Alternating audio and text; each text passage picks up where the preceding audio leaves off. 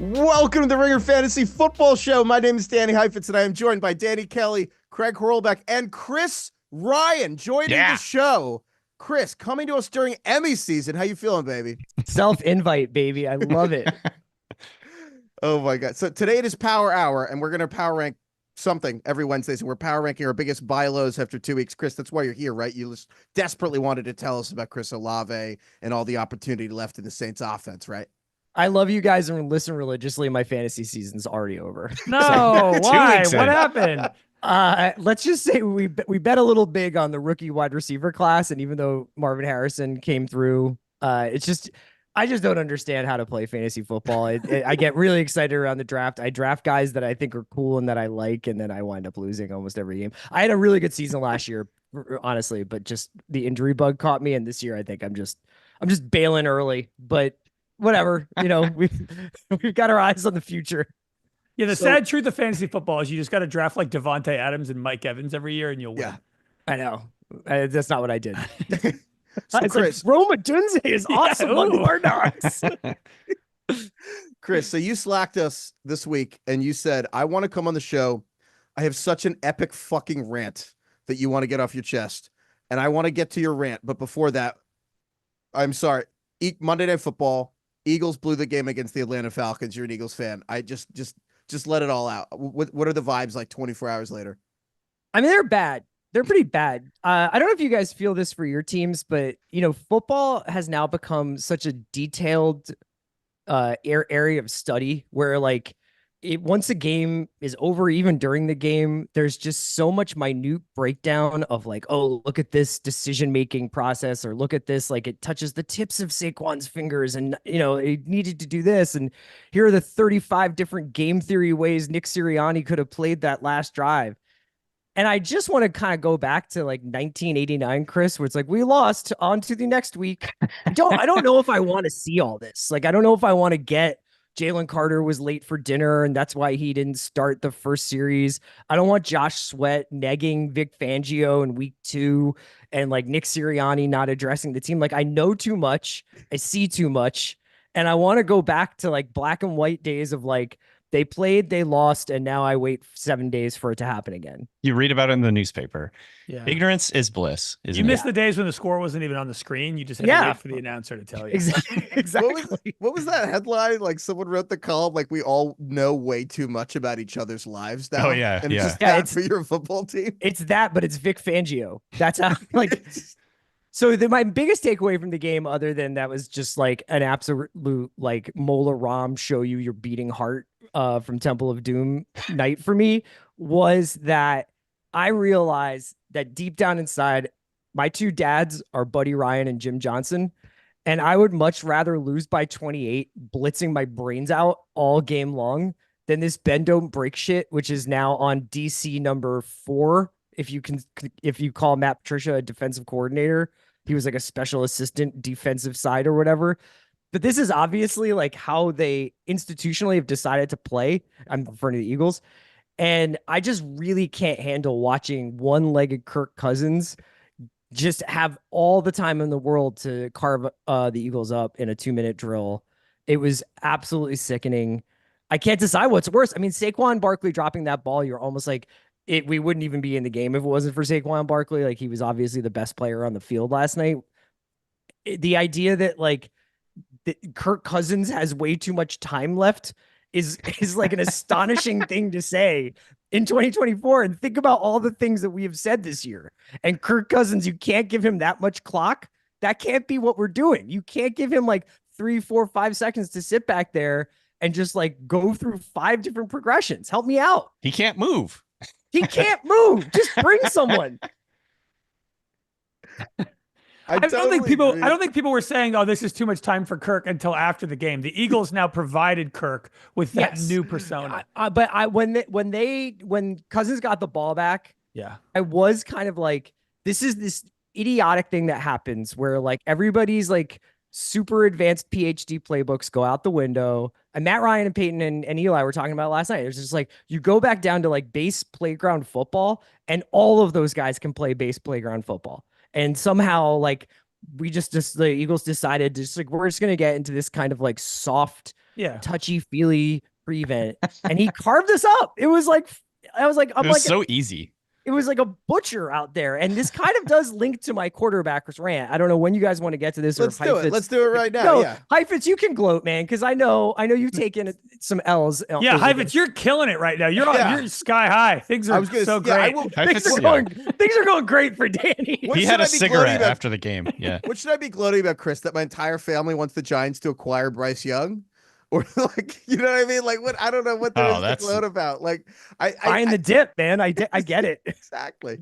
It's just BOGO on the first pick of the draft. No, I mean, I'm not gonna lie. I don't like it. Is funny because you're right. There are like 1,000 permutations of all these reasons the Eagles lost, and people going game theory. It's better to be down 3 or be up 3 than 6. But I'm like, all right, well, if he just caught the ball, like the Eagles would have won the game, and no one would ever have thought about this. That Kirk Cousins, like no one would be up on Kirk Cousins anymore.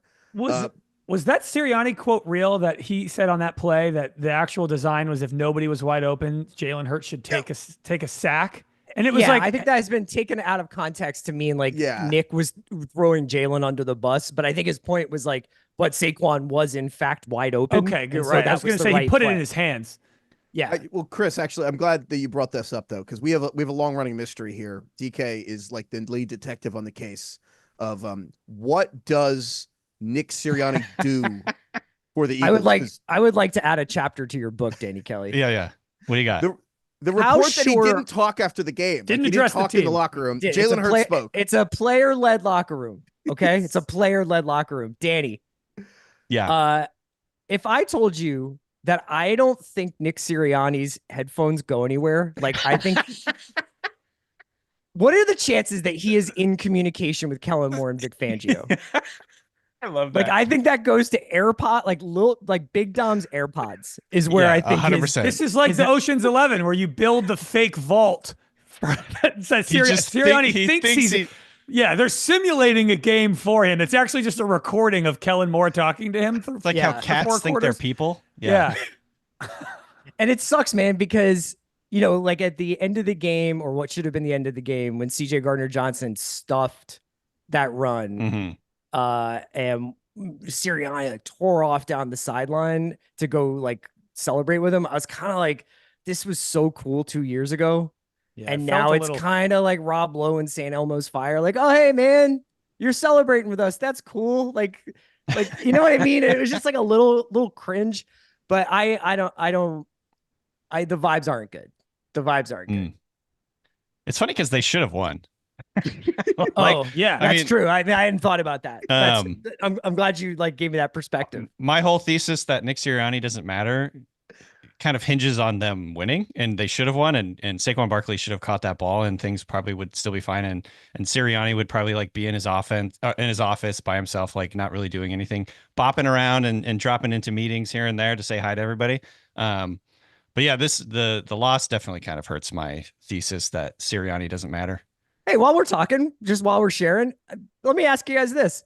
And this is something I don't know that I believe it, but are we sure that Vic Fangio is actually a good DC, or does he just look like a guy who should be a good DC?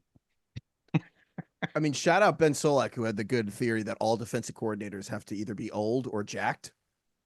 Like, I'm just wondering because like, it's just like, oh, Fangio painting a masterpiece again. Yeah. And like, I'm like, I think that I say that because it's like he looks like it's like you see a guy and he's like, oh, that guy looks like he should be in the Strokes. I bet he's in the Strokes. It's like Vic Fangio looks like a defensive coordinator. So I imagine he's really good. So what's Vic Fangio's like takeout masterpiece defense that he has had? Is there a Bears defense? Is there like a Broncos defense? So he's the schematic dad basically of just all the defenses of Jonathan Gannon, right? That have just made football not fun. Everything that hasn't 100%. Everything that's turned football into being awful and not as fun, and how Patrick Mahomes went from the coolest quarterback I've ever seen in my life that would chuck 70-yard bombs to Tyreek Hill, and now Patrick Mahomes is the lowest depth of target in the entire NFL. Check down That's merchant. Vic Fangio. Yeah. But what he did was that basically when the Rams got bodied by the Patriots in the Super Bowl like 5 years ago, that started with like some random Bears defense that Vic Fangio had against the Patriots on like a Monday Night Football. And then that has been the next 5 years of football has been that one game. So he's basically like a one-man Moneyball without any of the cool parts. He just ruined everything. And now the Okay. game has been neutered, and there's no explosive plays, and touchdowns and passing yards are the lowest they've been in years. Yeah, He's bend don't break. To your point about being done Yeah. with bend don't break, he is the embodiment of it. I mean, you tell me, Danny Heifetz, like you went through the Wink Martindale experience. Like, would I prefer that? Did you prefer like bring the house basically all the time? 1000%. Yeah, Oh, It is yeah. such So a better much way to more live fun. life. It's like Engage 8. It's like you want to live with Engage 8. Honestly, like, yeah, I totally agree. It's like I like seeing your cornerbacks come like off the edge with just like nobody blocked and you just ran the quarterback. And yeah, it's there's something soul sucking about like last night watching Bijan Robinson just clip Nolan Smith, knock his ass to the ground, and then just like the Falcons run like 9 times and get all the way to the red zone. It's awful. Howie season's on notice, by the way. Yeah. Waiting for I know Jalen Carter is probably gonna be amazing. He is amazing. But let's just keep an eye on these Georgia guys who are supposed to save the world. How about that? So, well, yeah, we'll keep an eye on them, all the Georgia guys. So, let's get next here. I want to get to this rant. You slacked us that you had an epic rant about quarterbacks and some real, back in my day shit. And so please, like Chris Ryan, the floor is yours. I want to make sure that I come across right here because I think that the more I've thought about it, the more I'm like, I don't think I'm trying to like say what I need to get back to is like Coy Detmer getting starts. Like this isn't like a nostalgia thing. I just get the feeling like what we're seeing in the NFL with some of these rookie quarterbacks is the league itself is now over leveraged on these guys. And especially first round picks where you have this intense need from the fan base and probably internally in the organization to play these guys way too early.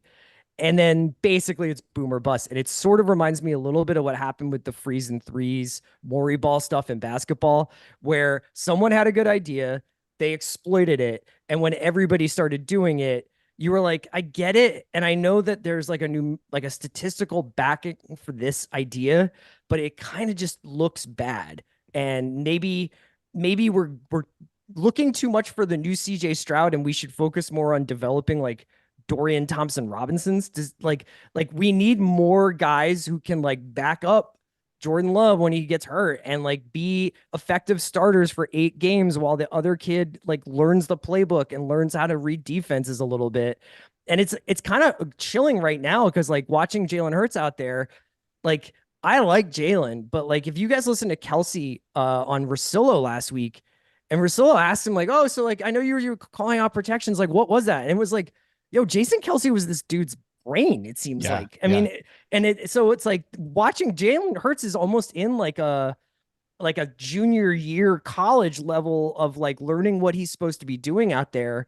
You can see him bailing out after a couple of reads, like just like that was what the Falcons were doing. They were just like, you gotta, as soon as we flush this guy out, he does not know what he's doing. So I think that what happened is just like watching Red Zone, specifically the 1 p.m. games Eastern on Sunday. I was like, this is shit.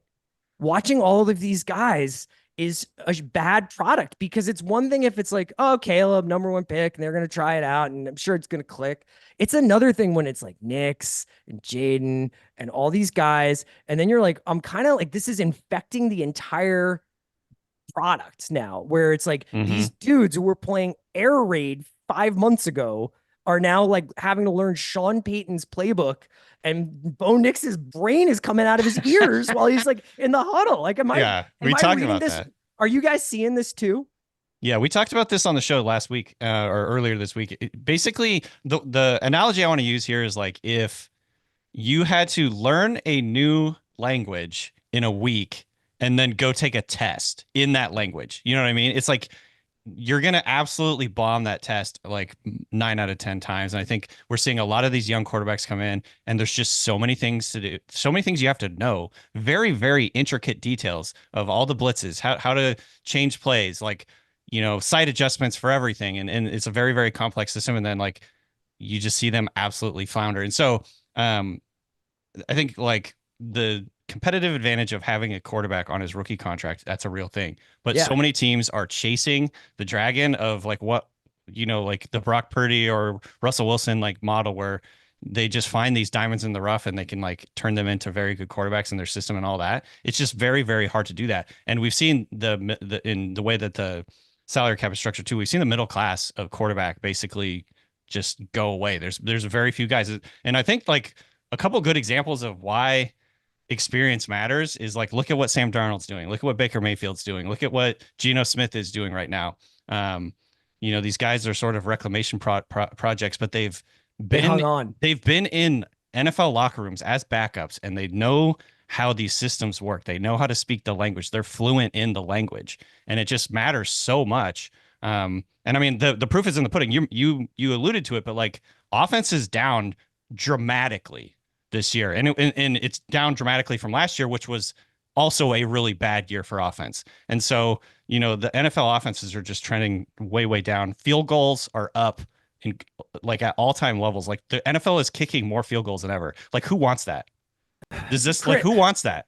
Chris, we got to get you on a pod with Brady. This has been Brady's narrative all summer. Brady's, he hates this. I mean, it's also like this is also, we're probably going to need to start adjusting our expectations for NFL seasons, that the first 4 games are preseason. Yep. Yeah. Which is actually why I'm not freaking out about the Eagles that hard, is like, nobody looks that good, right? Like, I don't, and like, call me after this Saints game when we get like smoked by 42 and like Clint Kubiak is, going to like work for NASA, but like, it doesn't seem like anybody has their shit together yet. And part of that must be because like they're letting guys play like 2 series, and then they're just not up to speed once the season starts. Yeah. It's funny that the Saints and Derek Carr are thriving now that they have a good offensive coordinator. And Derek Carr is a guy who's been in the league a while. He knows how to read defenses, read coverages, and like make a throw. That was Brady's whole thing, is he's just like, college. It starts at the college level. They're not developing these guys anymore.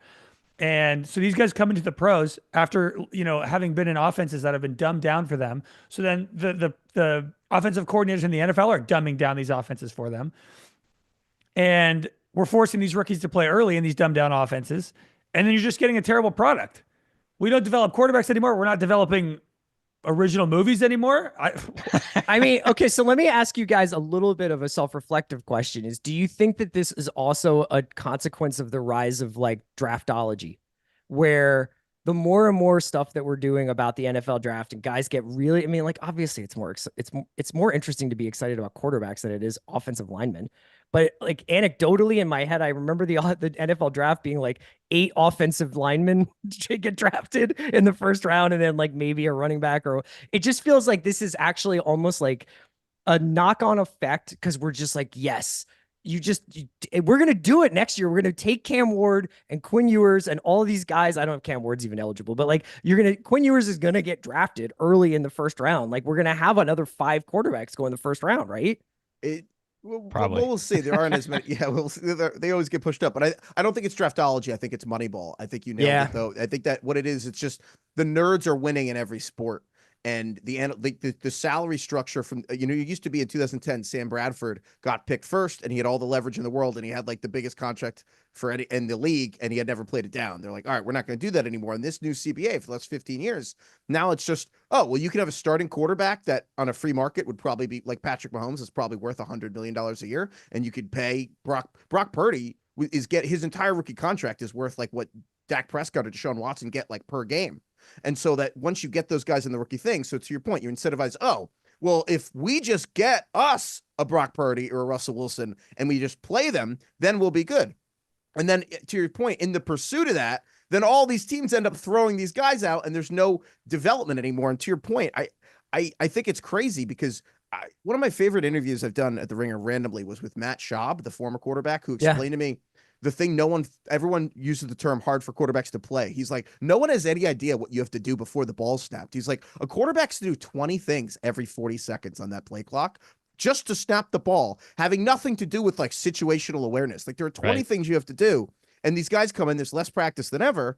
But to your point, the incentives are so strong to get that rookie quarterback. You were right. This is happening in every sport. Basketball had the identity crisis with threes and layups, where you got guys passing up open layups to shoot threes, and the sport just looks weird to the point where people are criticizing Kevin Durant for taking mid-range jumpers. Baseball, the nerds won, and it was more efficient than ever. They'd have changed the rules because Theo Epstein went on Bill's show and said there were fewer triples in 20, which is the most exciting play in baseball. There were fewer triples than any season there had been since like 1914 with like Jimmy Fox. And so the exploiting the analytics like it's a video game has ruined baseball to the point where they got baseball to add a clock. I think basketball is going to have to add a clock with the Elam ending, because if baseball can get rid of clock, they should put one in the NBA, and then football too. I don't know what you do with the NFL, but the incentives to put quarterbacks out there, I agree.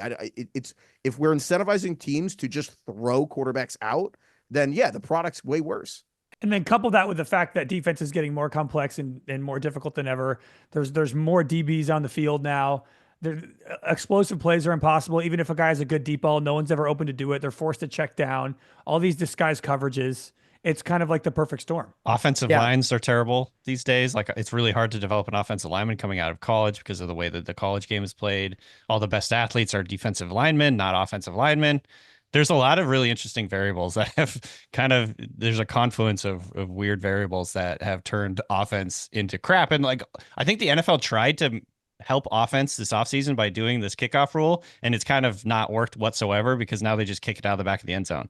I saw like a bunch of Bears guys going nuts on Ryan Poles now, because they're like, you got Caleb Williams, but then you couldn't help yourself, and you had to go get Keenan Allen and draft a Dunze and pay DJ Moore and get DeAndre Swift. Not that that's like a huge investment or whatever, but it's like, you just should have built the line. Right. Like, you just should have spent, like, you could have gotten replacement level receivers with an offensive line that won't get this guy hurt, and then worked yourself up from there. And it just feels like everybody's like, we got the guy we want at quarterback. We're going to get the skill players, and we got playmakers coming out of our ears. So we're just going to like, and then we'll just like, I mean, the Eagles go through this too. They're just like, Jeff Stoutland will fix this.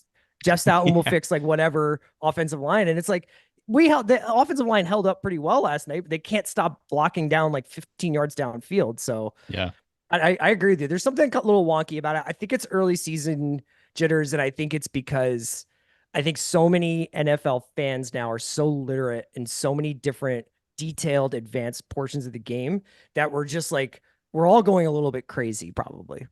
And yeah, I think you're right. And also just, I mean, offensive lines offensive lines make quarterbacks better. I mean, who's been great? Jared Goff, between the best lines, like offensive line, like Jalen Hurts and the Eagles. And, I just coming back, just to wrap this all, or not to wrap this up, but to kind of think, no one ever talks about it this way. In the last 30 years, the only quarterback drafted in the top 10 to win the Super Bowl are Archie Manning's kids and Patrick Mahomes. Wow, it doesn't work, right? Yes. Jeez.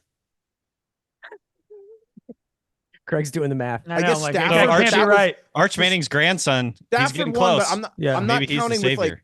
I'm not counting guys who won it with a different team, because I think that defeats the purpose. Like Stafford going first to the Lions, I see winning what with you're the Rams saying. defeats the purpose. Like Right. guys who were drafted by the team and then like went, like, it's just the Manning kids and Mahomes. But I think that's the point. It's just no one knows how to do this, but I do think we're going backward in a lot of ways. Who's the most annoying quarterback to watch play right now, Chris? Who's pissing you off the most? What offense? That's the thing, Craig. I actually would rather watch a little bit better than average version of Anthony Richardson every Sunday rather than Kirk Cousins. Like, I'm not saying like I'm the problem, man. Like, when I see Anthony Richardson I drafted him. Like, I was just like, I want to be a part of this dream, man. Like, it's like, I Human love nature. It's there. They look fucking awesome, man. Like, I love it. But like, when you get down to brass tacks and you watch Cousins last night, who kind of, I guess he sucked. I guess he was fine. I guess he did what he had to do. And then when it mattered, he was like, I know exactly what to do. I know exactly how to run a two-minute offense on these guys, because I'm 36 and I've been on 3 different teams and I've done this 100 times in my life, and I just know how to do it. And so like none of these guys, I mean, I found Knicks to be quite challenging to watch. Like, and I think probably also because Sean Payton was like, this is the guy. And I'm like, you're telling me Stidham couldn't be better than that? On it, really? Stidham could definitely be better than that, because he knows the play calls, like he's been there for a while. So what's the problem with playing Stidham for 5 games? Like, what is the big deal? Don't get me started with Sean Payton. I'll say this. I'll give a little, also, if anyone's listening right now and just kind of like, what are we talking about? Just a little context that I should have given up top. Steve Palazzolo at 3013 tweeted this out. There's been a 40% drop in touchdown passes in the first 2 weeks of this season compared to even just 3 years ago, from like 110 to 66 in the first 2 weeks. Passing yards per game through 2 weeks is the lowest in the 21st century. And then some of this is schematic, right? Rushing yards, most rushing yards per game through 2 weeks since 2000. And a lot of this is schematic. And to that point, I will say this just to button this all up. There are ebbs and flows.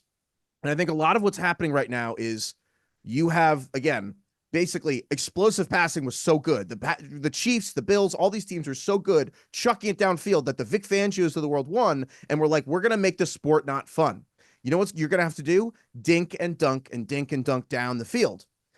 And guess what? Now we have this quarterback development problem where now it wasn't really a problem before, but now it is because, damn, we didn't teach any of these kids to dink and dunk. It was never hard for Tom Brady or Peyton Manning or Drew Brees or Phillip Rivers, who all sat except for Peyton Manning for years, plural, Aaron Rodgers, to dink and dunk. They could all execute an offense rhythm-based. The Kyler Murrays and all these guys who came into the league and just started doing vibes, running around, scrambling, Jaden Daniels, Anthony Richardson, those aren't guys that ever at any level of football had a dink and dunk. And I do think everything comes around. Teams are going to be incentivized to teach these kids to run more developed, nuanced, timing-based offenses because that's what's going to work. And then everything, and then it'll all come back around. So I That's do right, think that, man. Bring back Bill Walsh ball, dude. Yak, just Yeah. timing routes. Oh my And God. that's All like Bo Nix in theory, but he just can't do it, I don't think. Also, there's nobody on Denver who can run after catching the ball. It's like the most bizarre offense that it's designed to like have screens and checkdowns, and everybody's like 6'3" and runs a 4.8 on the Broncos. Peyton has this Sean- weird obsession with huge receivers right now. Yeah. I can't wait for Sean Payton to be like, look, this team was a disaster when I took over, and someone whisper in his ear like Veep, like, you took over last year. It's like, this year, the second year, man. Can't say that. Bo Nix, first quarterback to lead his team in rushing in his first two career starts in ever. Do you guys think that there is a chance that Michael Penix will wind up being the best quarterback from this class because he got a year to sit behind Cousins? Yes, I do. What do you think, DK? I mean, there's definitely a chance. Yeah. I think He'll also be 28. I know, but like it will just be like, yeah, but that at this point, like, does that really matter? It's like find a quarterback who can run an offense. Like, who cares how old he is at this point? Yeah, he has a ton of experience. Played 5 years plus in college. Like, you know, threw a ton of passes. Speaks the language, like I said before.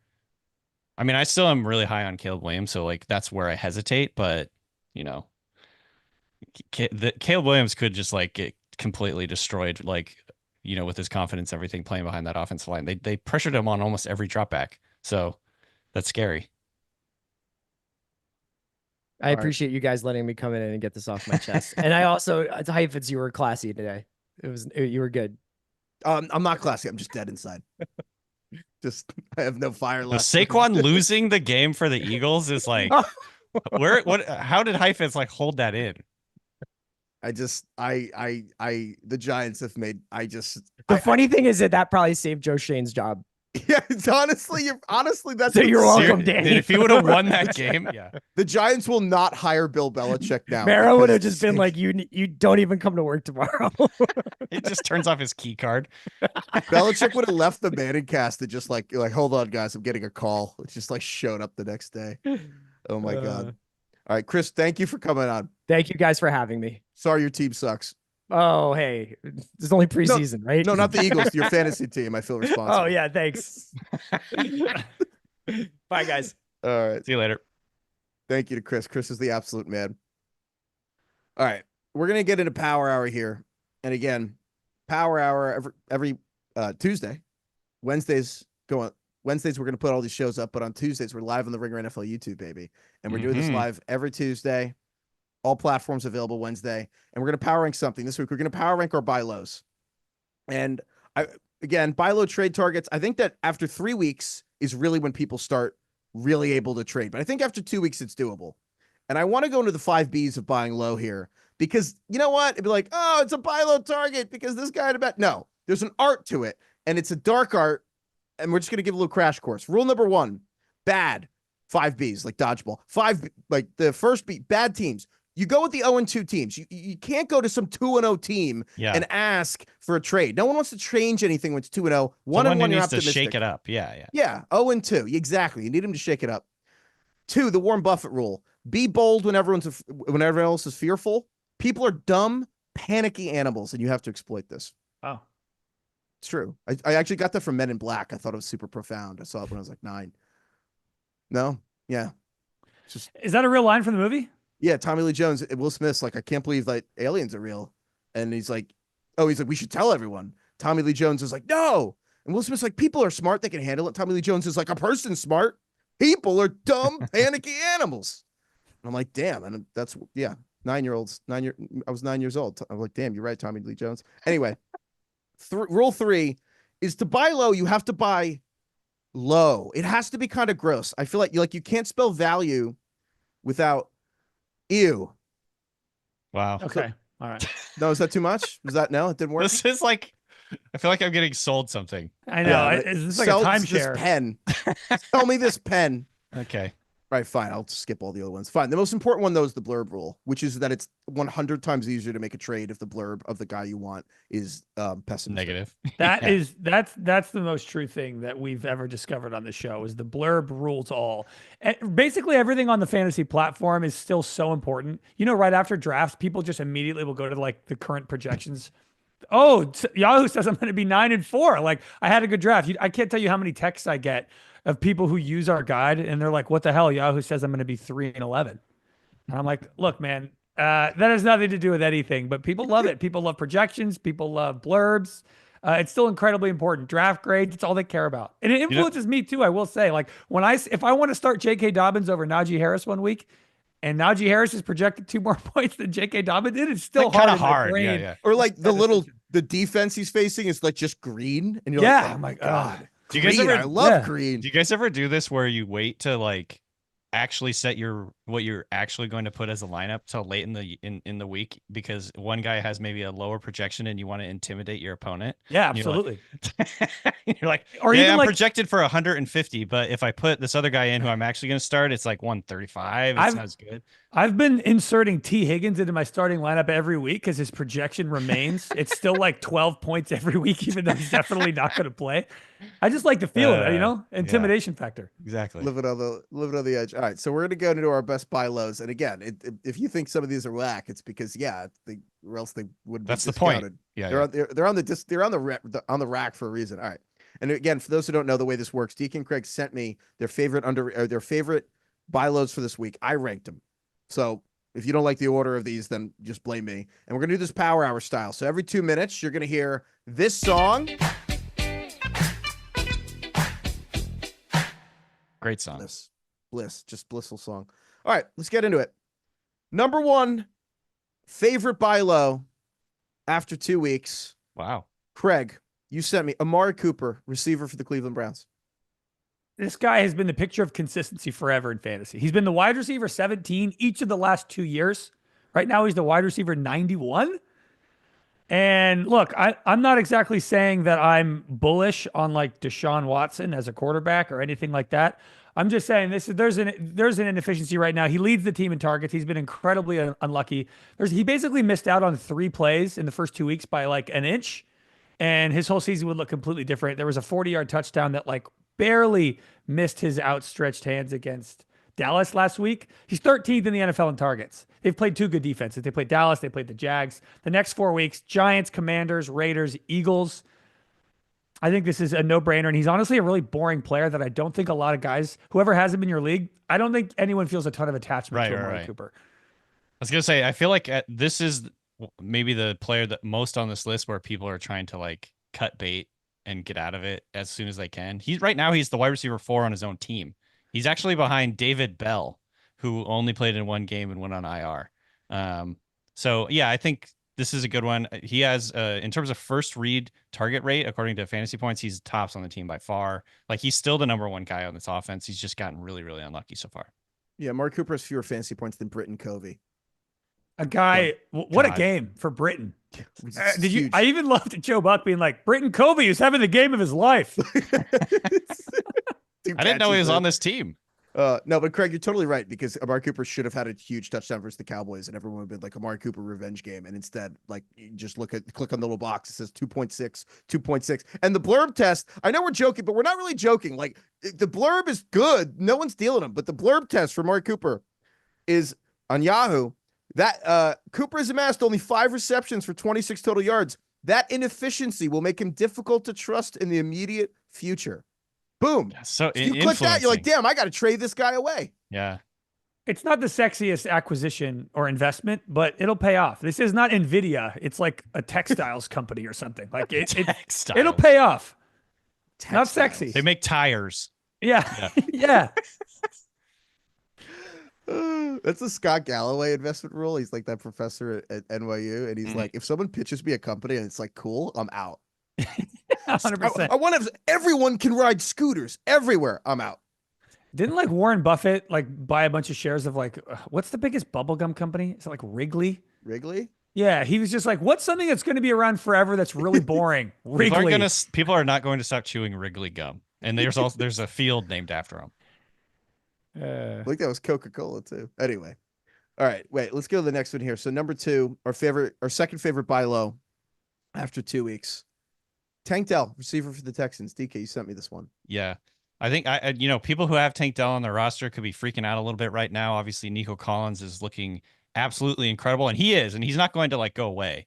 And Diggs had 2 touchdowns in week 1, and Tank Dell's just kind of been like the third guy, the third wheel in this offense so far. But if you look at the underlying metrics in terms of how they're utilizing him, the route rates and the number of routes that they're running is all pretty even so far. And Nico, Diggs, and Tank Dell, they're running a ton of plays. Basically, on plays where they pass, Tank is running the same amount of routes as the others guys. I think it's going to even out as we go along.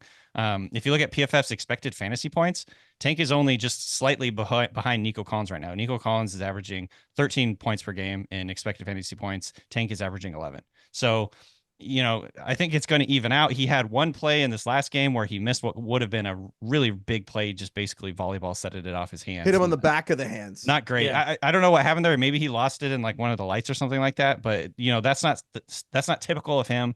I think that was how I would have reacted if I was in the game and I was in that. That was like exactly. I could have done exactly what he did. I think. Yeah, I panicked. But anyways, he's a really good player. He's like CJ Stroud's best friend. They're going to continue to get him involved. He's going to have bigger games. I think right now he had like 1 point. Now is the perfect time to go out and buy him. If you need a wide receiver 2 on your team, I think you could probably get him for like a pretty mediocre running back at this point. Like people are probably looking to get out of this. So yeah, like Najee Harris. And it's true though. Like you need players who the person who drafted them is like, oh my God, I think I really regret drafting this person. Some people might 3 yards in Sunday Night Football. Yeah. Some people might be afraid to even put him in their starting lineup at this point. So I think he's the perfect buy low. I'm not saying he's going to end up being the top scoring receiver on their team. I think that Nico Collins will probably end up being that guy, but he's still going to, I would bet he still will average double-digit points into half PPR and PPR. I always find it funny when the teams use the skinniest guy on their team as like the running back fill in or like the end around guy. Yeah. I'm like, man, Tank Dell just came off a broken leg and he weighs 160 pounds and he's getting like more rushes than he is targets. Very interesting. All right, next up here we have Garrett Wilson, receiver for the Jets. DK, this is also one of yours. Same kind of deal. Basically, his expected points are much higher than his actual points so far. The utilization is still there. He's still, by far the first read target for Aaron Rodgers, like 35%. It's top 10 in the NFL right now in terms of first read target rate. So he is the guy in their offense. He's going to continue to be. I think Aaron Rodgers is just shaking off the rust a little bit. This offense is going to get going. And Garrett Wilson is going to score more touchdowns and be much more productive than he was last year. It's just been a slow start. I still believe in the talent. Also, by the way, I think the Jets have a pretty easy schedule going forward. I saw this from Sharp Football Analysis. They have the they came into the season with the fourth easiest schedule. So things are going to get easier for this team, and Aaron Rodgers is going to look a lot better. I think just bet on talent with Garrett Wilson. Do you think it's going to be hard for people to give him up? I feel like you would have to give up a lot to acquire him because I think people are still holding out hope. Yeah, I think that's definitely true. He is the wide receiver 37 through 2 weeks. You would have to get someone who's really panicking to get like good value, but I think honestly, like I feel strongly enough about Garrett Wilson that I'm fine giving up a really good player for him. Would you give up like Kyron Williams for Garrett Wilson if you had extra running backs? Yeah, I mean, if I had extra running backs, that might be something I do, especially with the decimation we've seen from the Rams offensively. Like they could really struggle to find efficiency on the ground. So yeah, that's a good example of. I think I probably would make that trade. So you still see him. You still see him as like top 10. Yeah, at the position. Yeah. Yeah, It's tough too. He's one of the only elite receivers who's, and I know he hasn't been elite so far, that is playing. Like all these, Tyreek Hill just lost Tua, and then you have CeeDee Lamb's healthy, and other than that, it's like Cooper Kupp just went down, Puka's down, Debo, AJ Brown. So it's like that's the weird thing with Garrett Wilson, where it's like, how many of these guys are still playing? Would you trade Tyreek for Garrett Wilson? I don't think I would go that far. I think you can. No, I would keep Tyreek. I don't know. Tua on IR now. It's creative. I know, like he might not even play. I think I would do that. Is that crazy? I don't know, honestly. That's tough. AJ Brown, would you trade AJ Brown? How long is he going to be out? I actually would rather trade for AJ Brown than trade him away. I'd rather get someone who's just afraid and just dumb, panicky animals. All right. Number 4 here, we have just the Bears. We have DJ Moore, Keenan Allen, Rome Odunze, and even throw Caleb Williams in here, DK. I don't know if you wanted all the Bears, but you sent me DJ Moore, and I was like, I just think all the Bears are a buy low. I mean, I think, at this point, everybody on the Bears offense is a buy low because it looks awful. It looks really, really terrible, especially relative to, I think, expectations coming to the season. They couldn't protect Caleb Williams in that game on Monday Night Football. It was just like pressure after pressure. He was just running for his life. But I think I saw enough flashes from Caleb Williams to still be pretty optimistic about this. I in particular, DJ Moore is the guy I would want to trade for. 28% target rate through 2 games. He is the primary receiver in this offense, especially considering I think they're going to continue to get him manufactured touches in this offense. Get the ball out quickly. Williams actually, one of the big things coming into the year was Williams holds onto the ball. That was a narrative. Williams holds onto the ball too long, but he's actually getting rid of the ball pretty quickly. I mean, he's forced to in a lot of these situations because the pressure just arrives almost immediately. But he's doing a good job of getting rid of the football. He's not trying to run around too much back there. And DJ Moore, more often than not, is kind of the guy that gets those targets, gets those screen passes, swing passes, things like that. I think Caleb Williams will acclimate to the NFL. He's not going to throw 0 touchdowns this year. Like, it's going to get better. And the schedule for the Bears softens up a lot. Colts, Rams, Panthers, Jags, Commanders, and Cardinals are the next 6 games. So, I think now is the time to, if you still believe in Caleb Williams, which I do, now is the time to invest in the Bears because this is the lowest they're going to look all year. Yeah, it's a great buy low. I think a lot of people are probably panicking about the Bears much more so than like Garrett Wilson on the Jets. I think that would be harder to convince somebody of, but right now it's like, man, Caleb looks terrible. Everybody in the team, Keenan Allen's hurt and Rome Odunze is banged up, not doing a lot. DJ Moore hasn't produced at all. I think there's a lot of people who might just be like, I would like off this ride. Yeah. I'm not going to bet on Caleb Williams. I actually might be out. So I think this is a great one. Ooh, good timing. Yeah, that was clean. Clean, baby. Next up, Craig, you had as a buy low, Chris Olave, receiver for the Saints. Similarly, look, I don't think this one takes a ton of explaining or convincing. The Saints are like the best offense in the league right now. Is it because they have the 4th most points through 2 weeks? And I don't even know how long. I believe it's ever. Yeah. Literally ever. Yeah. And ever. What's funny about that is they have the 4th most points through 2 weeks ever, and they have the least amount of pass attempts in the league. They've thrown the ball 40 times in 2 games. Derek Carr had 11 completions last week, and they scored 44 points. Mm-hmm. They're running the ball like crazy. They're 2nd in rushing EPA and success rate. And, look, Olave's good. We know he's good. He's proven. He was tackled at the 1-yard line last week. Again, this one will also be difficult because the Saints are really good right now. I think most people with Olave are not going to be frustrated. You would have to probably spend a lot to get this guy, but that's usually how trades work. You usually got to give up something you want to get something you want. And one of these days, the Saints are not going to be up 30 in the second half, and they're going to have to throw the ball a little bit more. And this offense is like actually creating space and getting guys open. So, yeah, again, not incredibly. This is not a hot take, but I think Olave still makes sense if you can get him. I'm a little afraid that Olave is my biggest miss of the season because I think that if you look at what's going on with whatever happens with Tyreek and Skylar Thompson, AJ Brown, Debo, Cooper Kupp, all these injuries we've been talking about, I kind of think there's a chance that Chris Olave ends up as a top 5 receiver this season, maybe higher. And maybe that's an overreaction to what's going on in New Orleans, but I actually just think, so Fantasy Points, which is a great website, shout out Scott Barrett over there. They have a stat called A.S.S, which that's how I want my stats to be named. A.S. Yeah. Average separation score. It's a really good stat. Olave is the 3rd best A.S., which I've been saying for years that I loved Olave's A.S. And for Olave's years. Yeah. 3rd best A.S., but he's 57th at fantasy points. So I mean, I think that if you if you believe that what the Saints are doing, they can keep doing, I think, yeah, you could pay top 10 price for Olave, but like that actually might be too low. Right. Like that's a guy, Tyreek Hill or Olave rest of the season. What are you taking? Very hard. It's hard to give up on Tyreek Hill. He's just so explosive. I think that what you do is you arbitrage that you think the person with Tyreek thinks they might be getting an upgrade. And so if you can get Olave and someone else. Yeah. Like that's how you play it. And then you're secretly hoping Olave is just better than Tyreek Hill going forward. I think that's the way you want to do it. Next up, I have this. It's buy lows. Remember, it's buy lows. Mark Andrews, tight end for the Ravens. Okay. Okay. Has he been good? No. Check. Does he have 10 fantasy points this season? No. But does everyone who has Mark Andrews on their team fear that this is going to sink their entire fantasy season drafting him? Yes. Yeah. DK, do you think that Mark Andrews is going to be as bad the rest of the season as he's been in the last 2 weeks? I don't think he's going to be as bad. I personally, if I have Mark Andrews on a couple teams, I'm kind of panicking a little bit about this offense, to be honest. That's my point.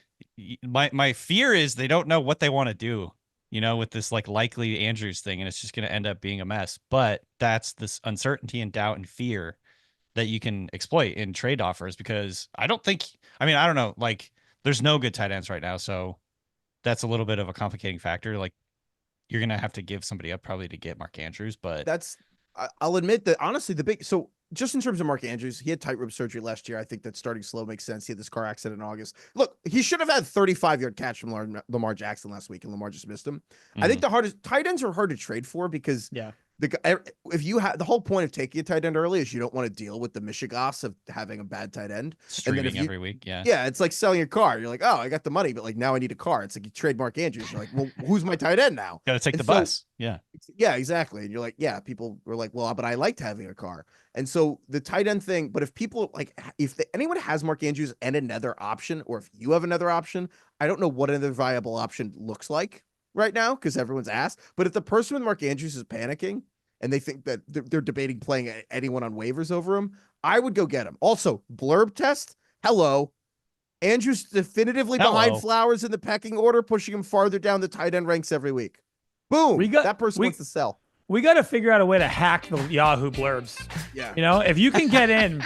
That would be great. Yeah. If you can like get in, if you're a coder, get in there and make some changes and you could really do a lot. This guy sucks. It's like the Italian job where they do all the green lights. Yeah.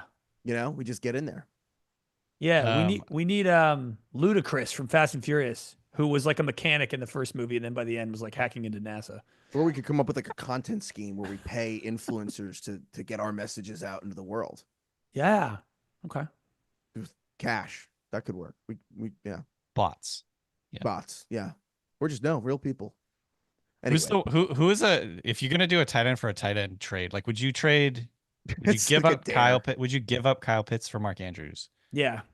Would you give up Bowers? Would you sell high on Bowers? Absolutely not. Do not. I think Brock Bowers will be top 3 tight ends. He might be the top tight end this year. I would buy high on Brock Bowers. This is a buy low shot. Would you rather have Travis Kelce or Bowers rest of the season?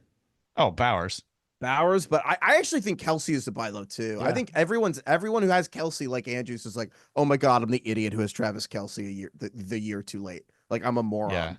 Yeah, like Kelce broke a streak of 113 games in a row that he had 3 catches. Here's a legit question that I'm actually curious about. Would you trade Sam Laporta for Mark Andrews right now? No. What? No. Why is that a weird question? Sam Laporta has scored. They're all sucking. That's the thing. You can pick any tight end. Has any tight end scored more than 15 points? No, that's not Isaiah Likely. No. But you took him, so I would, if you could get Mark Andrews and something else for Laporta, I would consider it. But I don't know. Well, speaking of Kelce, DK, do you think Mahomes is a buy low? I do. So we just totally disrespected Tom here. So we just. My bad. Okay. So Patrick Mahomes had 151 yards in this last game. That is the lowest passing yards total he's ever had in his career, other than the game that he hurt his knee on the sneak. I don't think there's a better buy low opportunity for a guy like Patrick Mahomes than right now. People are people are freaking out about this offense. People are freaking out. Like if you looked at Patrick Mahomes' pass chart, everything was at or behind the line of scrimmage. It was wild. And so I think in a season where, look, I don't think you should trade another quarterback, like a rushing quarterback, for Patrick Mahomes, but like I would still buy into Patrick Mahomes over pretty much any of the other like quote unquote pocket quarterbacks. You know, I like some of these other guys that have gotten off to a hot start, like Baker Mayfield. Obviously, I would trade Baker Mayfield for Patrick Mahomes if someone was willing to do that. If they're freaking out about Patrick Mahomes, probably no one's doing that at this point. But basically any other of the pocket quarterbacks, I would rather have Patrick Mahomes. And I think that's kind of like the thesis here. I think Kelsey's going to get better as the year goes along. I think that they're going to work Xavier Worthy into the offense a little bit better and kind of just like hit their stride as they go along. And so, you know, obviously he's not running around as much as you want in terms of like these rushing quarterbacks, but I still think this could be a team that ends up passing for a ton of touchdowns this year.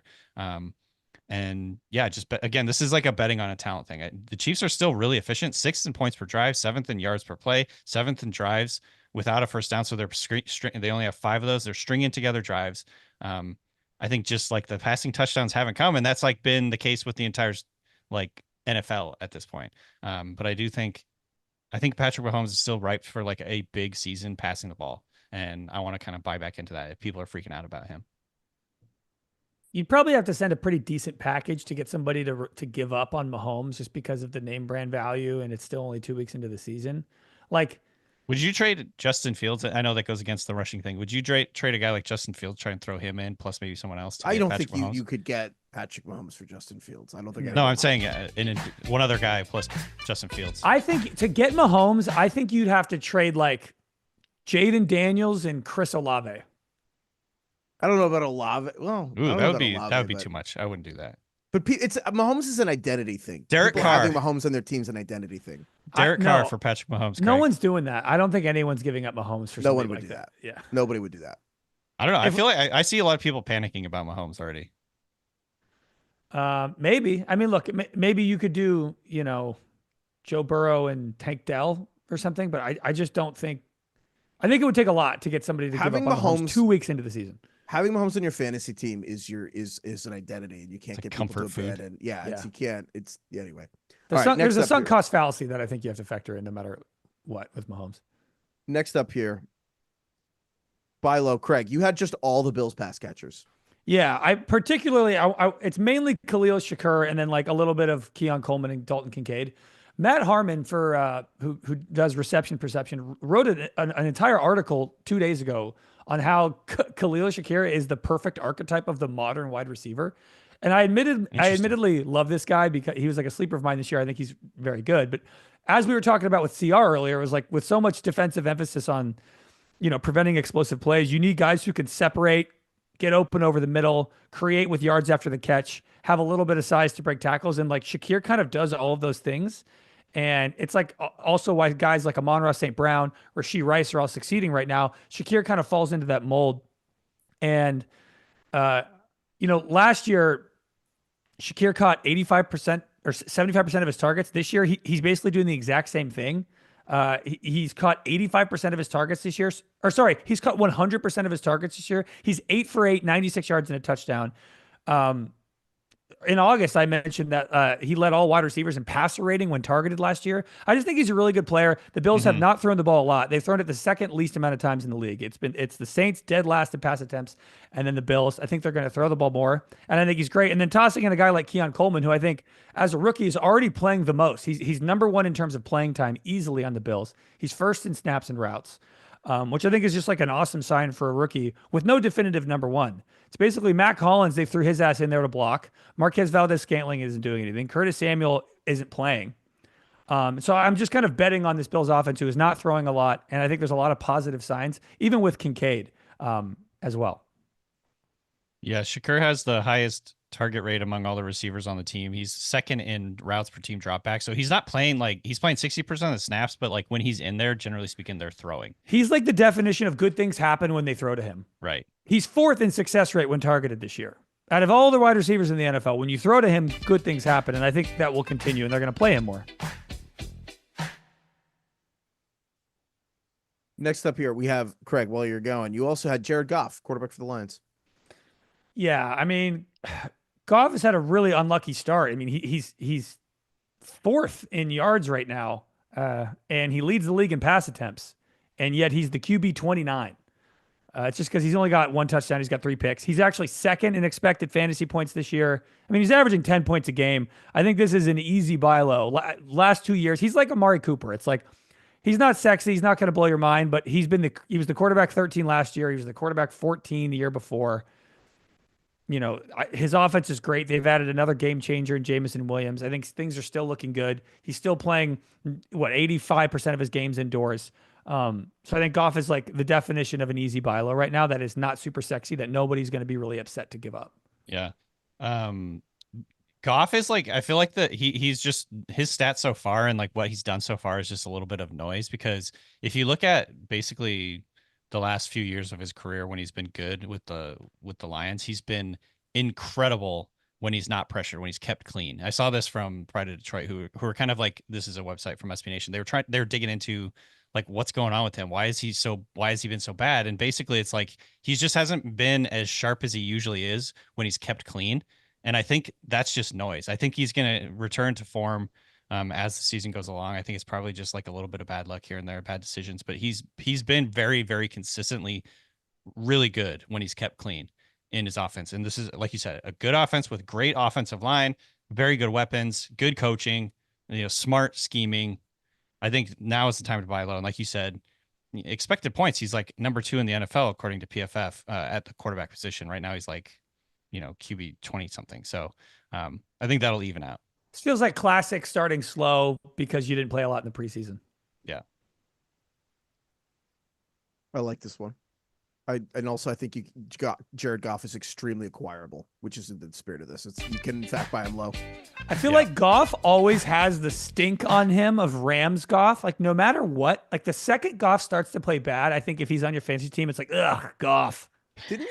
Was it your brothers-in-law that like were drunk and admitted to you at 1 a.m. that they loved Jared Goff? Well, no, I knew they loved Jared Goff. At 1 a.m, drunkenly, they said that they would rather have Jared Goff than Aaron Rodgers, and this was like 2 years ago. No, the Rams fans. I thought they wanted him more than Stafford. No, they are Rams fans, but they love Goff and ride for Goff. And think that he's been unfairly treated by the media, and they said drunkenly that right now they'd rather have Goff than Aaron Rodgers. That's a great fan confession. Maybe email us at ringerfantasyfootball@gmail.com. Your like irrational fan confessions. Just like a take purge, but like about your own team. Because like they do that thing where they always, those like fun comparisons where it's like Trevor Lawrence and Daniel Jones have the same stats the last 3 years. They always find Jared Goff ones, and those are the best. They just like cherry pick the perfect 5 categories to make these 2 quarterbacks look the same. So next up, I put 2 minutes on the clock. I'm just going to run through a bunch. I'm going to run through a few of the other ones I had because I honestly, a lot of the ones you guys sent me, I also like more. And so here's just a grab bag of a bunch of other ones we got here. Zach Moss, running back for the Bengals. Not complicated. He's the guy for the Cincinnati Bengals. The Bengals have started slow again, and the Bengals offense will rebound again. I know I've been down on the Bengals, but like Zach Moss is going to be the guy, and he's got 5 points last week, and they play Washington and the Carolina. Those defenses suck. And so I think that Zach Moss might have a really good game, and if you need a running back, you could go get him. He won't be that expensive. I think it'll be really good. I like that. I like that one. The Yahoo Narcs with the blurbs said that he might have a good game next week. So it's at the bottom though. So hopefully your friend doesn't read. Diontae Johnson for the Panthers. I had this very high. I penciled this in on Sunday, and then now Bryce Young's been benched, so it's not as easy. Diontae Johnson has like 5 fantasy points all season. So somebody might be like, oh, I want to see how he plays with Andy Dalton. Screw those people. If you have someone who just thinks the Panthers are awful and they're embarrassed they have any of these guys on their team, I would go get Diontae Johnson. I think he'll be pretty solid with Andy Dalton, the quarterback, to be totally honest. And then Courtland Sutton, gross. Disgusting. I don't want to watch the Broncos. I don't want to Bo Nix. I don't want to be involved. That's kind of the point. I don't even like Courtland Sutton, to be honest. But I bet whoever has him is thinking about cutting him. Rude. I like him as a guy actually a lot. He's actually a very entertaining player. But I don't like him for fantasy. But no skill player. You mentioned Pro Football Focus, expected points. There is no skill player that has a larger gap between expected fantasy points and actual points through 2 weeks than Courtland Sutton. Dude, you could probably offer a good defense to get Courtland Sutton. You don't need to give him anything. Like, he hasn't done anything. Like, whoever has him is embarrassed. This is about value. We are extracting value. This is not about sex appeal. Courtland Sutton's Yahoo blurb begins, Sutton was an afterthought in Sunday's defeat. Yeah. He's free. He's probably on Yeah. the. He's probably on the waiver wire. Yeah, Okay, on waivers honestly, he soon. might be dropped. Which of these guys do you like the most? Is it Zach Moss, Diontae Johnson, Courtland Sutton, or Craig? Is it your beloved Josh Palmer, the ultimate buy low? I wouldn't be a man if I didn't buy low on Palmer right now.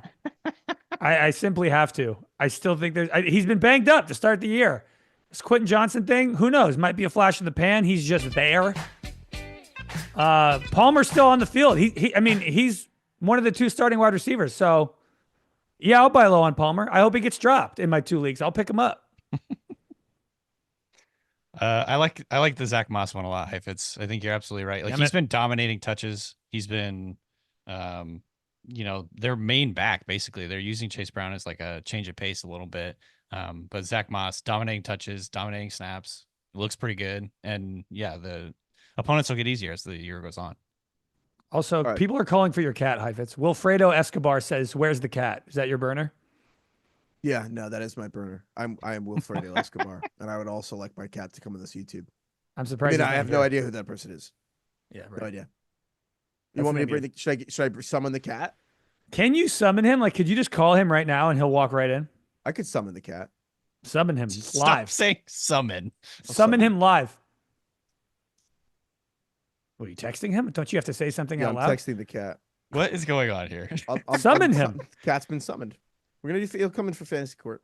All right. How did he's you telling summon Ja- him? he's you telling just told Jackie your to bring the cat. girlfriend to bring him. That's not it. That's Yeah, not we're summoning engaged. him. That's not a Fiancé. summon. No, I come on, can, man. but the door is closed. I can't summon a cat through the. I mean, cats can go through walls though. Can you Flat call out. your cat? Does your cat I come when can. you call your cat? Yes, yes.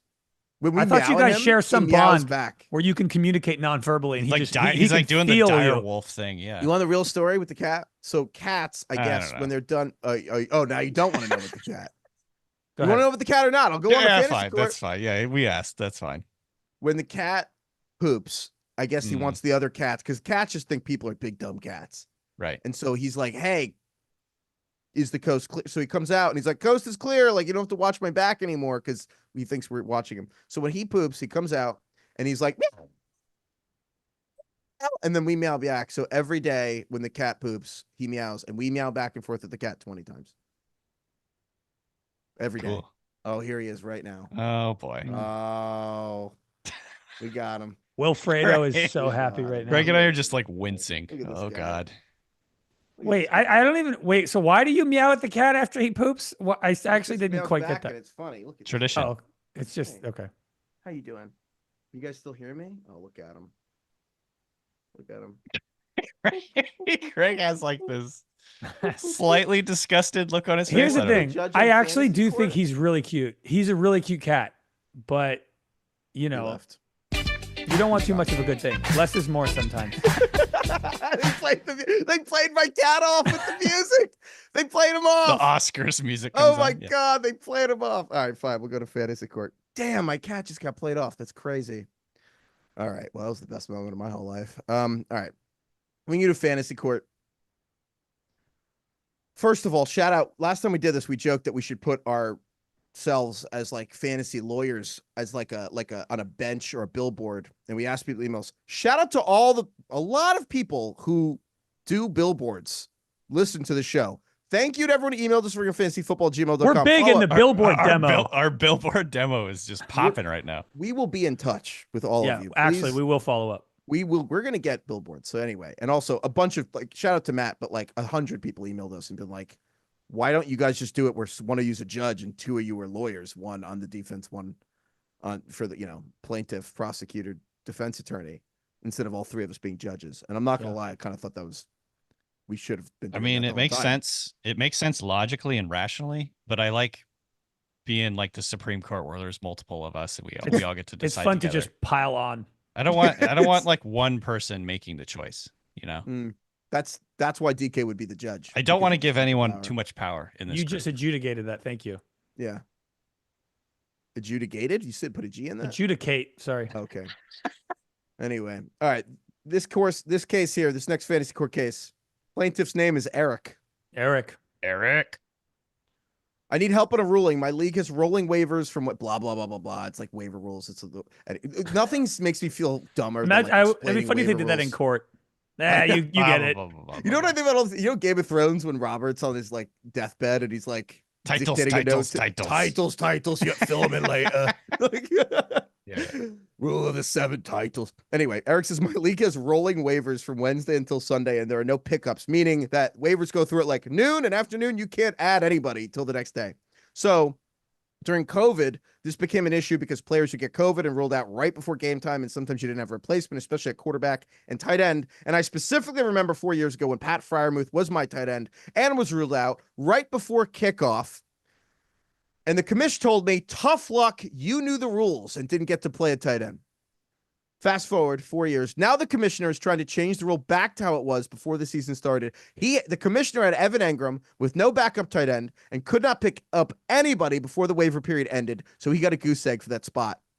And now the commissioner wants to change the rule. I agree the rule should be changed, but I'm still spiteful. And we need a unanimous vote to change the rule. 11 people have voted yes. Should I just use my vote spitefully to screw over the commissioner to hold my grudge just for revenge? That is tempting. Wait, There's nothing quite like a spite vote. It has to be everyone agreeing on it? Well, I think, yeah, that's a good rule. Like, I think once the season begins, changing a rule mid-season should be unanimous. I think unless like the commissioner made a mistake and needs to run it back, it should be unanimous to change a rule like midstream. He's going to like filibuster this rule change. Yeah, just because he's like, I don't like you. I don't like the. Well, maybe the two people involved shouldn't be allowed, or should the commissioner be allowed to vote on this? Well, it doesn't matter though. Everyone's voted, but he needs his vote. So should he single-handedly screw over the commissioner just because he is mad about this from 4 years ago? I kind of think yes. I think that's funny. I think that's a good bit. The I think petty it game actually ball. It's legally sound. Like if the commissioner had just been like, "Hey man, sorry, that's the rule." He said, "Tough luck!" Exclamation point. You knew the rules. Exclamation point. Tough luck! Exclamation point Fuck is that guy. particularly dickish. Yeah. Tough. He should literally say no in the chat and then write tough luck. You knew the rules. I would never forgive someone who told me tough luck about anything. It's the lowest stakes thing. And if someone told me tough luck, I'd be like, "Fuck you forever." Tough luck is basically like a more polite version of crawl in a hole and die. Yeah. Honestly, if he's like some like entitled commissioner, I say do this. This is hilarious. Yeah, I agree. Also, like as a general rule, taking this away from just this case and talking in generalities, I do think it's probably better not to change any rules during the season, right? And it's an abuse of power. If the commissioner, it just happened to his team, so he's mad. That's like the definition of like, usually the commissioner shouldn't be changing rule because he's pissed. Like a reaping, sowing meme. Yeah, exactly. Yeah, exactly. Reaping. Yes. Fuck yes. Sowing. This sucks. All right. Next up here, we have this is from Emily. Obviously, week one. Obviously, week one sucked for everyone, but we have a friend who got drunk right before waivers and said these guys won't do anything for the rest of the season and cut Amon-Ra St. Brown and Marvin Harrison Jr. to add Brandon Cooks and Demarcus Robinson. Oh, no. So in order to keep the league balanced, the commissioner gave her back Amon-Ra St. Brown, but she lost Marvin Harrison Jr. as punishment for being drunk and stupid. How would you guys have handled the situation? Wow. I would not have granted them back a player. We had 2 of these this week. Someone also, their little sister cut Mark Andrews, and he was like gonna give her back, and the sister was like, "I'll stand on that dumb decision." And yeah, the commitment. Isn't this why like some leagues like have the no cut rule for some ESPN players? Like has the undroppables. Your first 2 picks of the draft or whatever, you can't cut them no matter what or something. So like your little brother can't like go up to your computer when you're in the bathroom and drop Amon-Ra St. Brown. Yeah. This is actually, I think, first of all, I respect the commissioner of this league for being very decisive and punitive at the same time. Like, you're taking Amon-Ra St. Brown back because you were drunk and being stupid, but for your actions, I'm taking away Marvin Harrison Jr. I kind of just respect that choice and want to let the lower courts determine their own like judgment on this. Like I'm being serious. Like, I really appreciate when commissioners are decisive and fair and things like that. So like, I respect that. I do think there's like a problem with someone getting drunk and dropping like a player that can change, like truly change the competitive balance of the league. Yeah, but what precedent does this set? Like, now what? Don't get drunk. But I'm saying, like, if in the future, I guess this is kind of No one's gonna specific. do this though. Yeah. But you know what I mean? Like, what is the lesson here? It's like if you get drunk and drop 2 players, you get 1 back. I don't know if I agree with that. Don't get drunk and drop your players. But it's, I guess the flip side though is it's kind of insane. Kick him off the tour. It's kind of insane that like you just like narrowly lost your week 1 thing. You're 0-1, and you look up and you're like, oh my god, I could just add Amon-Ra St. Brown now. You just get to add Marvin Harrison Jr. for no reason other than you just have the number 1 waiver order after week 1. You get Marvin Harrison Jr. I would like That's to also know if I was doing this, if I was really being like a stickler about this, I would like to know the waiver wire rules in terms of like, is this a like fab league or is it just like the draft order, like reverse draft order? Even or whatever fab doesn't matter because everyone would bid 100% of their thing for Marvin Harrison Jr. And then you'd have to be like, what's the fab tiebreaker? Right. And the fab tiebreaker is the waiver priority, right? Yeah. So like you're right back to where you started. That's I think the thing. It's the I feel thought like that you someone can't gets him sucks. You can't let someone drop Amon-Ra St. Brown. I just feel like that just fucks up the competitive What are we balance. talking about here? This is a cupcake ruling. Come on. This person made a mistake, a huge mistake. It's on them. But how would you have handled it? Now it's the Wild West. Like, yeah, you get to just add Marvin Harrison Jr. to Amon right now. Yeah, I guess so. Craig's all about. What if your least favorite friend got to be the person to add it? Would that change your thoughts? Yeah. Then out of spite, I would not allow that. Yeah. Boom. Well, power. we need to land on something here. I feel like DK is right in the middle. Heifetz is on the one side, and I'm on the other side. I actually think DK nailed this, which is you punt this to the lower courts. Shout out to the commissioner for making. We're not taking your case. Essentially. Cut Marvin Harrison Jr. so you feel dumb, but like you still get a Amon-Ra because it would be a little chaotic if 2 teams get. But I think that's a good punishment. Also, they were drunk and I think that's a good punishment. You lost Marvin Harrison Jr. and he was the number 1 receiver immediately after you cut him. Like you feel stupid. Also, if this happens again, you're out of the league. This is soft. This is a soft ruling. Great. Like, also maybe let them decide who they get to keep. If you're going to allow them to keep one person, Fuck maybe that. They're the last person who gets to decide which to keep. So the commission just gets to pick which guy he wants to add off waivers, essentially. I think because someone the is other a 8 first-round pick. people, Yeah. Because I think because one person, it's not about justice to the person who cut them. It's the other 8 people who aren't going to get them being like, why is this person being drunk going to help once like these the 2 super teams now who just get to put Amon-Ra on their flex because they just fucking got the waiver. I think that's the thing. Like I think it's a revolt from everyone, not about the person. It's like pitchforks. I guess. I don't know. I think this whole thing's kind of smelly. I don't love it. I don't love the commissioner deciding who he gets to keep and who doesn't. I don't love the fact that this person got drunk and dropped players and gets rewarded for it. I don't Craig like doesn't like any of it. Craig's dissenting. Yeah. Yeah, you can write that in your dissent. I agree with TK. Craig just wants chaos.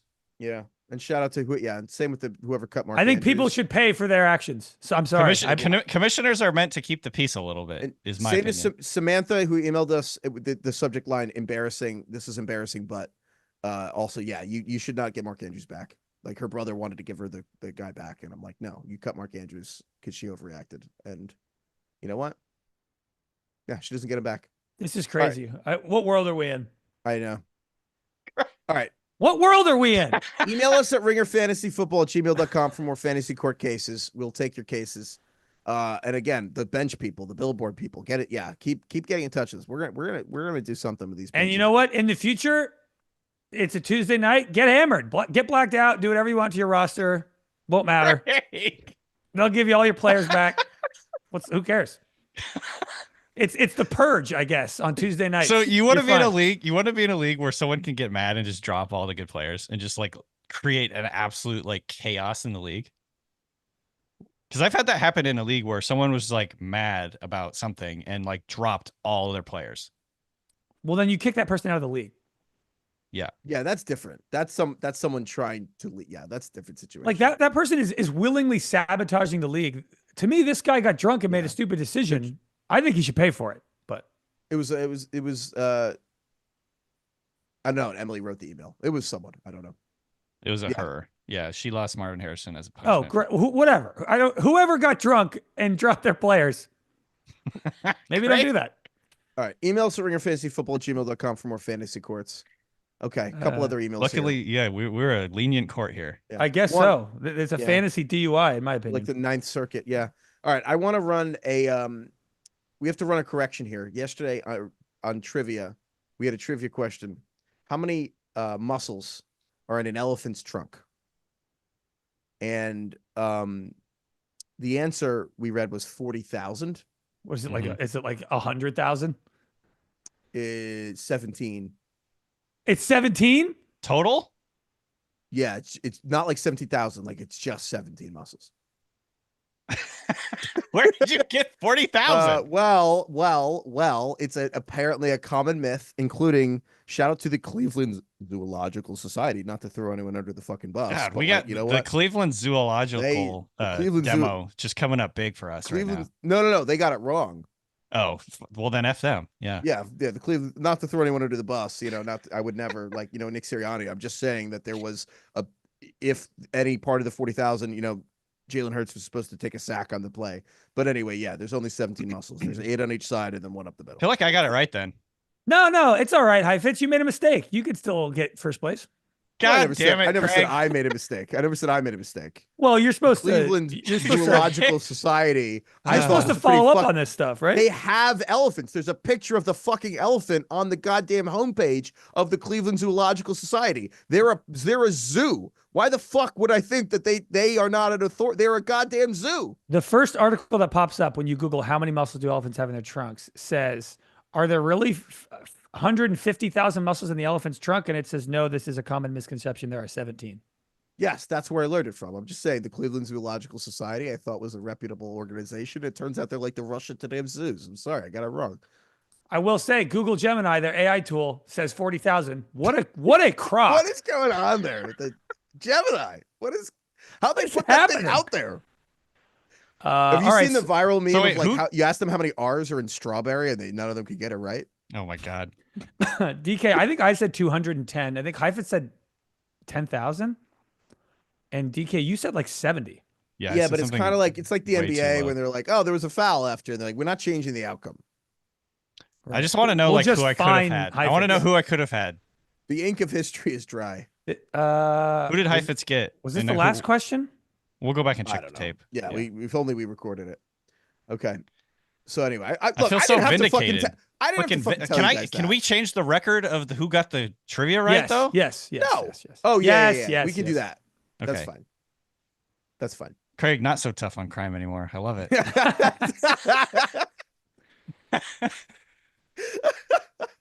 All right, last one here. This email's from Alec. Alec. Alec. Another Alec. I feel like we just had an Alec. No, that was no. Alec Pierce. Yeah, that was me pronouncing his name Alex. Okay, Alec never mind. Pierce. I found an Oreo Coke Zero at my local grocery store, and I bought it, and I tried it, so you guys don't have to. Wow. Honest review, it is exactly as advertised. And it's a parentheses, derogatory. It tastes like a Coke on the front and an Oreo in the back, and it's a novel idea, I guess, but at what cost? There also just something freaks me out about that having zero sugar. It's zero sugar Oreo Coke, Coke, zero. Yeah. Alex says the scientists at Coca-Cola and Oreo were so preoccupied with whether or not they could make an Oreo Coke, they didn't stop to think whether they should. Right. At what cost? I think we should try this on the show next week. I think we should bring the Oreo Coke. We've is been like getting the- a lot of tweets and stuff about the Oreo Coke thing. The guy who invented this, it's like the Oppenheimer meme of Cillian the Murphy just ripples. staring at the end of the movie. It's just ripples. Oh my god! All right. We'll have to do that at a live show. We should do the most. We should just find any Oreo flavored drink and try them at the live show. Yeah. Email us at ringerfantasyfootball@gmail.com for more fantasy courts. Remember, trivia for the Monday episodes and Sundays. We're taking emails and comment on our Instagram. We have Ringer Fantasy Football on Instagram, TikTok. Comment on the TikTok, comment on the Instagram, and we will take. We're going to read a couple on the Sunday shows. Trivia on Mondays, and then keep emailing us about weird stuff and Oreo Cokes and what other strange prompts that I asked for on this today's show that I don't remember. Thank you, DK. Thank you, Craig. Thank you, Kai. And thank you, Carlos. And thank you, Richter. And thank you, Jack Wilson. And there are so many people that it takes to do something like this. Thank you to everybody. Thank you, everyone, for emailing us. Our week 3 rankings are going to be live Thursday at ringerfantasyfootball@gmail. Or no, that's the email. fantasyfootball.theringer.com. There's so many Earls, as DK would say. And remember, it's Tuesday night. Have a drink. Have a drink. Drop Go your wild. We Go always talk crazy. There we are talk no about- consequences. We talk about adding players. You should actually be cutting all your players. Yeah. Yeah. Who cares? Thank you, Lord. Lord. Thank you, Jimi Hendrix. You know Nice. what's funny? Down I the got middle. no relationship with that man. I think You don't like his music? I don't know. Craig, you like oldies? Yeah, I shouldn't Like say you I like don't music like his from music. the 70s. I absolutely love oldies, but for some reason, Jimi Hendrix, I know he's like one of the best guitarists ever. Just I don't know. Didn't I think pass my this is desk. an excellent take by Craig, because I would say that images of Jimi Hendrix are much more famous to our generation than like his music. Like I think that like I don't think it has endured in the same What? way as other artists from his time. I feel like I know of Jimi Hendrix as the guy who did the acid in his headband at Woodstock, and like pictures of him just like tripping balls and playing guitar is more famous to me than like the actual music of, you know what I mean? What? I think, yeah. I agree. That's crazy. That's wild. I feel like his music is like so iconic. He has some of the most iconic riffs of all time. Like the intros to like 4 or 5 of his songs are some of the most iconic intros or riffs or whatever you want to call them to any songs ever. Well, the Wiggles have some iconic riffs. You don't even know who they are. They're Fruit salad. Yummy, yummy. God, you just mentioned the Wiggles in the same sentence as Jimi Hendrix. It's blasphemy. Was that set in Scorigami? Jimi Hendrix Um, and the Wiggles, some iconic riffs. I don't know. Like, I think most people my age would probably agree, but Jimi Hendrix is also like from Seattle, so maybe it's a little stronger. What do the For YouTube comments say our right area. now? I bet that with YouTube comments blowing up right now about the Jimi Hendrix. I think Craig's dead right. I'm not saying that it should be that way. I'm just saying that there's not like a huge culture. Like people I feel like 32 and down aren't just walking around being like listening to Jimi Hendrix. Yeah, but mean, his, granted, I don't know. his His music music is is just so iconic, though. I don't know. Yeah. I mean, he's not like in this. I mean, he's like more He died 50s and 60s. He's he not. died 25 50s. years before I was born. When Well, did he die? He died a 1970. while. Yeah. So I would say he's a little bit too old. There's not many artists in the He's too 60s old. who are still resonating right now.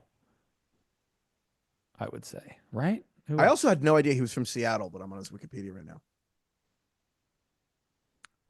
I do know He that died in I- 1970. That's a little bit further. That's a little further back than I thought. I thought he died like late 70s, but yeah. Yeah. All Along the Watchtower is a cool song, but I don't know. I feel the same way about Prince. Prince did not make it to our generation. And I don't know why. Anyway, we don't need to get into that. It's kind of a whole bag of worms. Craig's like, yeah, we're gonna get canceled. No, I'm not worried No, I about think getting you're canceled. right. I just don't think Prince's music is as popular right now as other artists like from kind of that 80s era. I agree. I think Prince will have a renaissance, Like- but it hasn't happened quite yet. I agree with that. The Jimi Hendrix Are You Experienced? I think it was the first, like one of the first CDs I ever bought. So it's just definitely a very strong connection to my generation, I feel like. See Seeing the- what? Hmm? See what? See what? See what? I don't know what you're asking. Are you trying to trick me? This is so much more fun live. CD. Oh, I'm playing us off again. All right. right. Goodbye, who everyone. did that? Because that was genius. That was good. Goodbye, everyone.